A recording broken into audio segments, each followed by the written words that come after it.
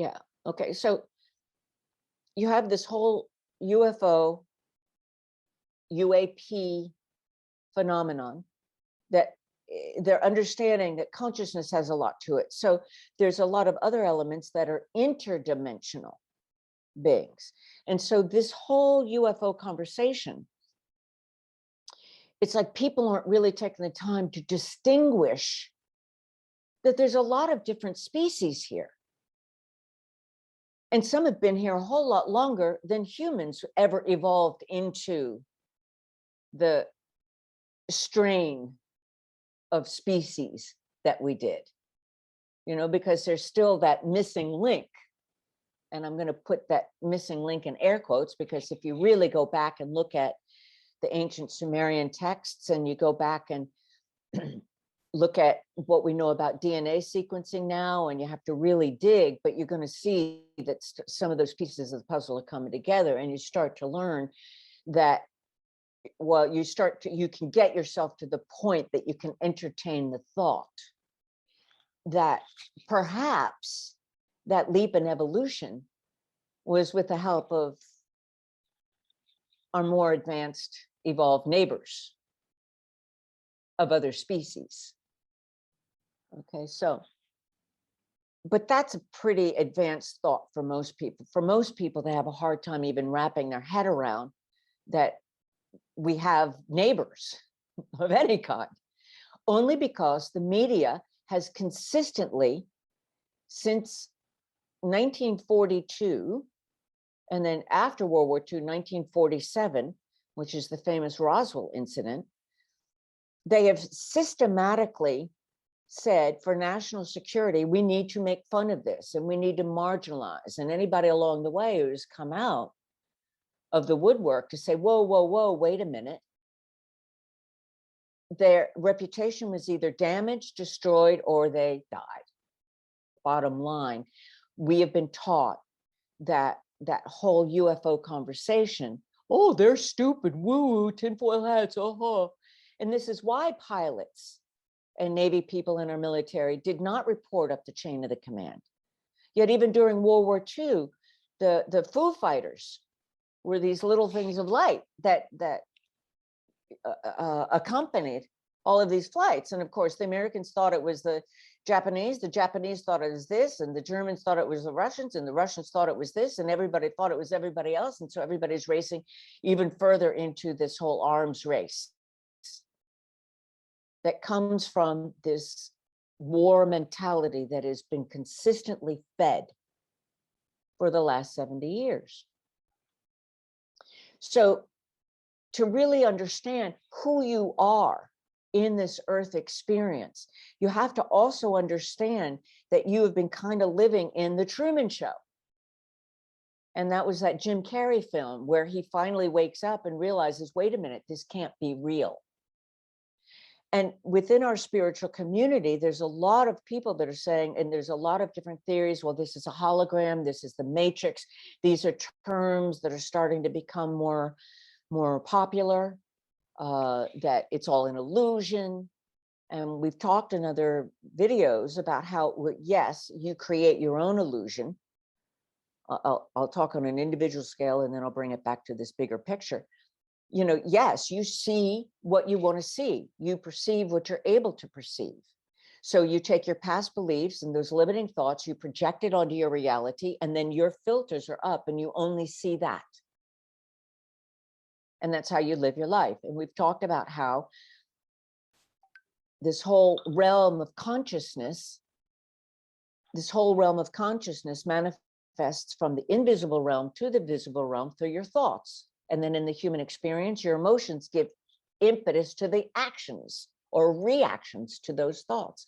And this is how you manifest your own little Truman Show.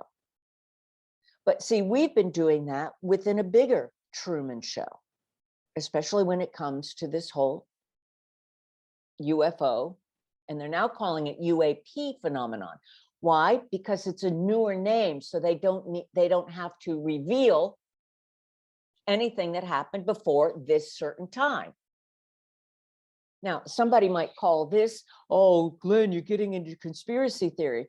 all you have to do is look at all of the patents, and this is all right there in government docs, but you can look at all of the patents that have come along the way that have been truncated or cut off or refused in the name of national security. And this is all of the 0-point energy. Alternative energies that Tesla spoke about. Okay, we could have solved hunger, world poverty. All of this was known back at the turn of the other century, not this one. But because our money system is based on petroleum, oil, and I heard a commercial the other day where they're talking about gold. You need to do gold. Don't rely on money. It's like that commercial was acting like we're still on a gold standard. We're not on a gold standard. Our money system is oil based, and if you question that at all, it's enough to look at what happened recently and what is happening now with the conflict with Ukraine and Russia. And what did they do? They stopped all of the money things, okay? But now that puts NATO in a really difficult position. Why? Because NATO depends on Russian oil.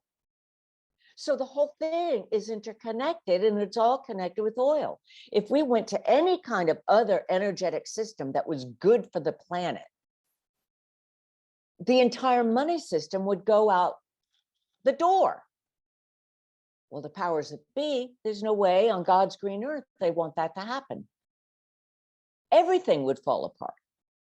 Okay, so what's the solution? And I've been really pulling the threads on this, and doing it in meditation for quite some time. And I had the answer a long time ago. It's just you keep looking. And it's so obvious. It is up to us. So on the UAP issue, keep it in UFO. Do not use the word alien, because that's a way to create more fear. These are our neighbors. These are our cosmic neighbors or interdimensional neighbors. There's nothing to fear here at all. If there was something to fear, they would have gotten us a long time ago. So let's just let that go. But yes, you write your congressman. Yes, you do your light work on individual scales. Yes, you work on releasing your own past limitations. Why? Because that's what you're here to do, and that's going to ripple out into the collective consciousness. You transform and alchemize enough of your own limitations that you learned along the way in this earth experience. The more you're in tune with your divine soul knowing, and the more you'll be able to recognize what is my divine purpose here. And you'll be able to take that step into the unknown, take that step out of the comfort zone, stand up and shine your light like you were born to do. Now we're going to pull this back into this whole UFO conversation. It's very, very, very important that we create that collective consciousness of cosmic awareness. We are part of a greater cosmic family, and right now, we are a child running amok with a loaded gun in our hand. We got to quit thinking that we know what's going on, and we've got to get a little bit humble and let go of some of the human hubris so that we can live the unconditional love that is inherent in all things. And we raise our consciousness so that enough of us wake up. And all we need is 1%. And this is why every single person counts, especially with this war with Ukraine and Russia going on right now. Because if you look at just as this big chess match of the war games mentality, we've got China maneuvering here with the Middle East maneuvering here. Again, it's all oil-based. And then this moving here, and then the money's moving there, and where are the shifting alliances? And all of this is moving towards this one world order. that they've been talking about and dripping into the media for the long time. And what is that one world order? Is one central everything, but it's war games based. It's not cosmic consciousness based. It's not unconditional love based. And so if we really, truly, as light workers, want peace on this planet, if we truly, truly, truly do want to assist humanity in its ascension, and there are those who think, okay, well, we'll just do it and Earth will split off and leave those other ones behind. Wake up and smell the roses. There is just cosmic consciousness. We are all so interconnected that we've got to love even those that are perpetuating that war game mentality. You fight against it directly. What do? You dig your heels in and you fight harder for your position. New World Order is the concept that was brought in, and it was brought in by the war machine and the banking people. Again, banking is petroleum based, and it's all about, let's work really, really, really hard for the electricity. Let's work really, really, really hard for the gas in our cars. And now we got to create a war over here, you know, because that feeds that whole economic war machine. Okay, so the thing is kind of like this closed circle that is designed to, whether intentional or not, I won't even go there, but it does keep us imprisoned in slave labor. We can create, as light workers, a new world paradigm. Let's not call it a new world order, or let's call it a new world paradigm of cosmic consciousness. But we need to call it something different than that, because the propaganda machine is really good about taking a new thing, pulling it in, twisting the words. And if somebody's not paying attention, they're getting swept this way. But absolutely, all we need is 1%. So we get 1% of people aware of the cosmic consciousness, aware of their connection to everything that ever was, is, and they are actively co-creating the will be. And that is through your divine soul knowing. I call it your divine soul. Somebody might call it by something else, but that is the self-sentient part of you that resides in the collective Akashic records. And it's as simple as letting go and letting the light flow that's flowing through you. The universe is flowing through you already. Let it transform any thoughts and ideas that no longer serve you, for your highest good and the highest good of all. And then open yourself up and ask the universe of you, how can I serve? For sure, it's going to include speaking your light, regardless of what anybody says about it, because you know it in your bones, that's your truth. And the more of us that do that, then the more of us will step out of that old paradigm. And we'll step into, or I'm going to say that old world order. Let's stay with the vocabulary. We step out of that old world order and we step into co-creating a new paradigm in which we actually, as a species, we elevate ourselves enough that that old world paradigm of warmongering will not have enough terrain to plant its roots. That's our job as light workers. We work first on ourselves, but also any fear-mongering that you see and hear that you see on the subject of the UFOs, send it light right away. Step out of it right away. Don't buy in, because this is part of the propaganda machine that's going on. And I've been watching it and disturbed by it and taking it into meditation. And I keep getting that message and keep getting that message. So don't take my word for it. You take it into meditation and you ask, well, first, if you do the basic activation meditation, it's designed and set up for you to transform those limiting thoughts. So once that basic activation is completed and you are consciously aware of deeper levels of unconditional love flowing through you, you release any thoughts and ideas that no longer serve you for your highest good and the highest good of all. And you just relax in that, sit still and relax.